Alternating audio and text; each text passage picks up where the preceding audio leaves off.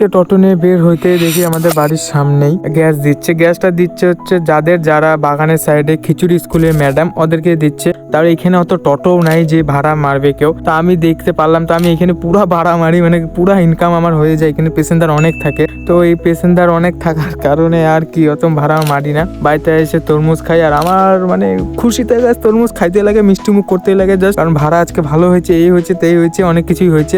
তো আমার তরমুজ খাওয়ার স্টাইলটা অনেক আলাদা, কারণ 2 টুকরা করো, মিডিল দিয়ে চামচ দিয়ে খাও। আর গরমের মধ্যে তরমুজ ভালোও লাগে, ফ্রিজ থেকে বের করছি ঠান্ডা তরমুজ, তো ভালো লাগে। তারপর আবার চলে আসি সেম ওই জায়গাটাতে গিয়ে, আবার দুর্ভাগ্যত তো একটা বড় ডিগির ভাড়া, সেই হনুমান মন্দিরের এখান থেকে বড় ডিগি ভাড়া 30 টাকা হয়, ওরা গ্যাস নিয়ে যায়। আর ওখানে আধা মিষ্টির দোকানেও দাঁড়া করায়, 1 ঘন্টা দাঁড়া করানোর পর যখন আমরা যাই ওখানে বড় ডিগিতে পৌঁছায়, আমাকে দেয় 20 টাকা। বলে আমাকে প্রথমে জিজ্ঞাসা করে কোথাকার টোটো, আমি বললাম মালবাজার। মানে মালবাজার টোটো শুনে ওরা আরো আমাকে 20 টাকা করে দিল। আর কিছু বলতেও পারলাম না।